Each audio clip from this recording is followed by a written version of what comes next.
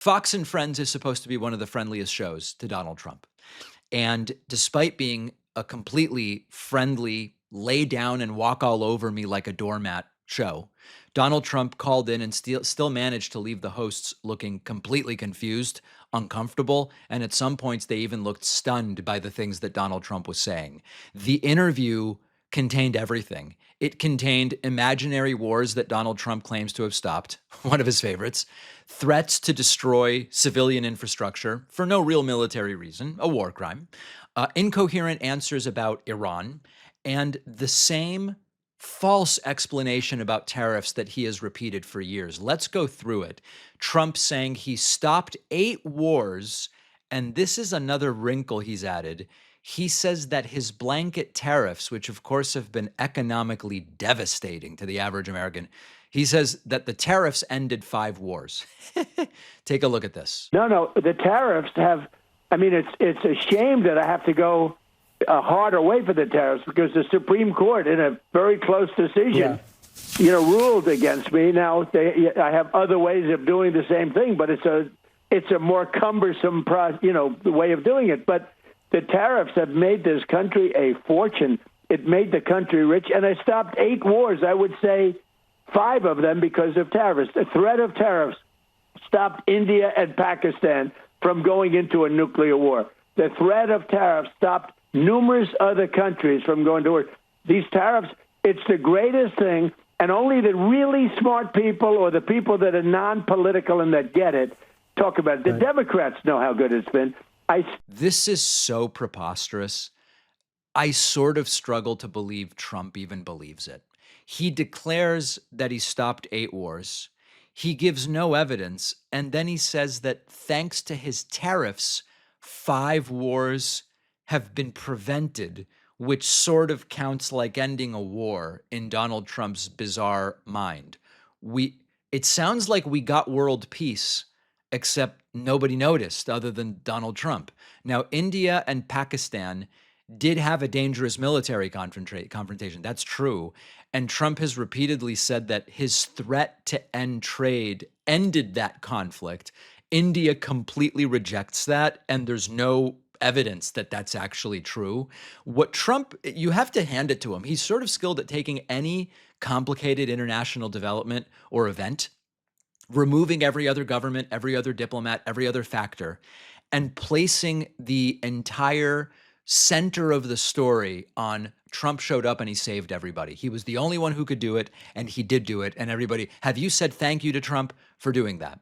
The topic of the Iran nuclear deal came up, and Donald Trump said the Obama deal was horrible. It was a dumbass deal.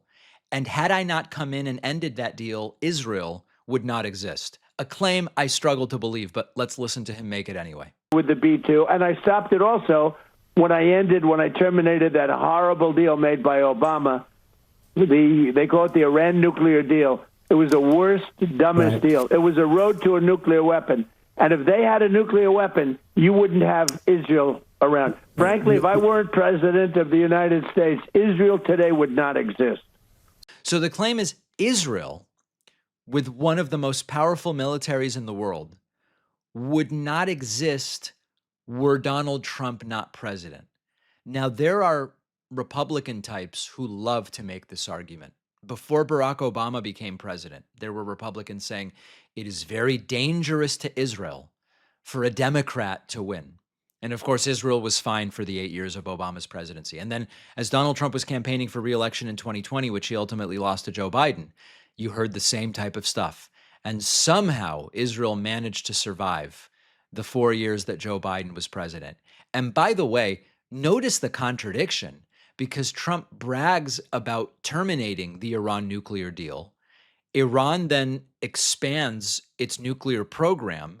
The region descends into a catastrophic war. And Trump goes, I saved everybody.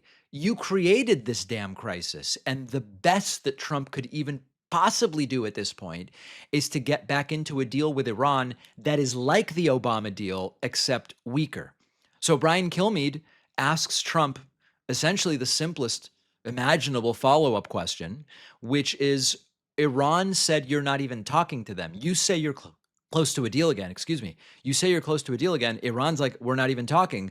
Can you tell us who you're talking to? And Trump's like, no, not really. War in Iran.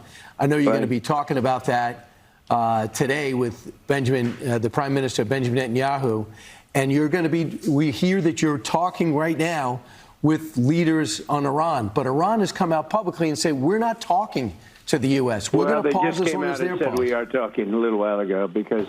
So could always you tell me who bothered you're talking to, that, Mr. President?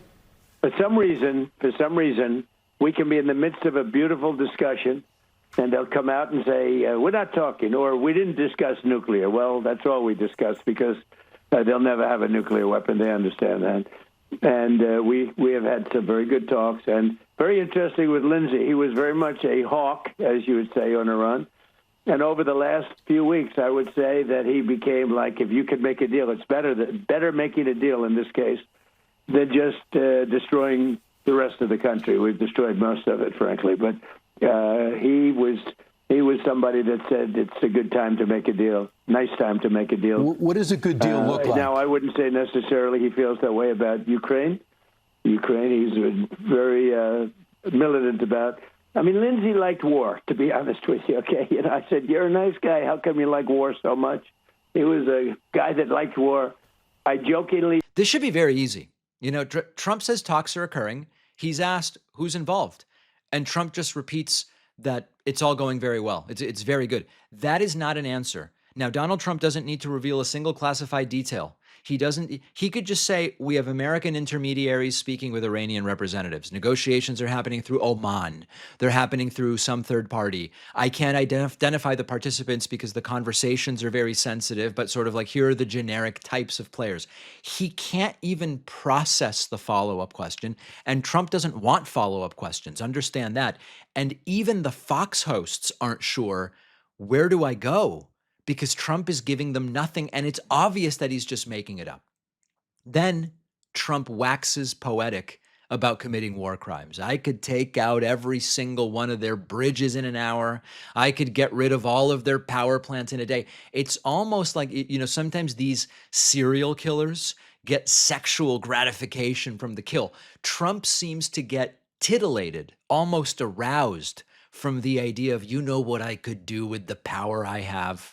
If they don't make a deal, then I go back and I finish the job. But that's going to take them forever to rebuild. Already, it'll take them many years to ever to rebuild. And if I go back and finish up the job, as some people would like, with the bridges, very easy. I could take out most of their bridges in less than an hour. Less than an hour. But, it takes them 10 years to build a bridge. Bridges take the longest, and power plants are second. I can knock out the power plants. Within one day, all of their power plants would be gone. And I let them know that, with negotiations. I said, look, people want me to do that. I think I get almost the same thing out of it as doing it. But the problem is they'll never be able to, I think about 91 million people without power, without bridges, would have to live. And it's a very, very delicate balance. Yeah. So I think we have a very strong position right now. They know I'm going to do that if they don't make a deal. The bridges are going to be gone. Literally in less than, I would say in 2 hours, most of the bridges, the major bridges will all be gone. And the power plants in one day. And, if I can avoid doing that, I'd like to do that. The hardest thing to build is a power plant. The longest thing to build is a bridge. Takes a long time to rebuild and build bridges. And that's what I used to do for a living, construction. It takes years to build these things. And, and knock them out in 1 hour, and it takes many years. It really decimates a country. So those are the two big things. And then there's always the desalinization plants. And who am I hurting there? I'm hurting the people. He talks about destroying bridges and power plants like it's beating the final boss in a video game.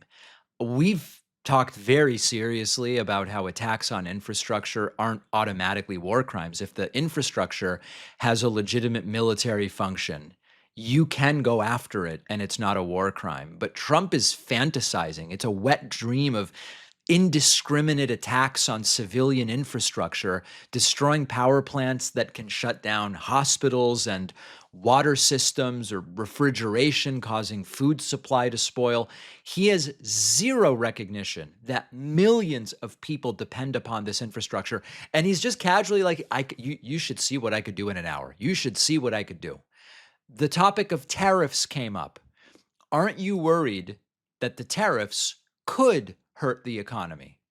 And Trump trots out what is either the biggest lie or the biggest misunderstanding about how tariffs work. President, with the economy, that's going to be your focus. That was your focus yesterday in the midterms in Michigan. Are you worried that the tariffs that you put forward over the last couple of days will hurt the economy as they adjust in bringing manufacturing home? No, because it's bringing hundreds of billions of dollars. I was at General Motors yesterday. They have the best year. They have the most trucks, the most cars. The tariffs have saved General Motors. What I've done to the auto business, what I've done to the chip business, we have chip. Who does Trump believe is paying the tariffs? Tariffs are collected by American importers, those from American importers. If you import something from China and there's a tariff, you still just pay China for the stuff, and then you pay the American Treasury the tariff. The taxpayer then pays about 80% of that tariff back to the importer. That's how it works. And this is the simplest fact about how tariffs work. And it has been years of this crap. Now, I still don't know. Does Trump genuinely not understand how tariffs work? Or does he understand it, but he assumes his followers are too stupid to get it? So he keeps lying and going, we're getting so rich off of all these countries paying the tariffs. You're collecting the money from Americans, and it's part of why everything is so expensive. But then Trump went to Lindsey Graham's funeral. Oh boy. Thanks for watching. Check out another one of our videos and make sure to subscribe so YouTube keeps our content in your feed. And if you prefer audio, subscribe to the podcast on Spotify or Apple.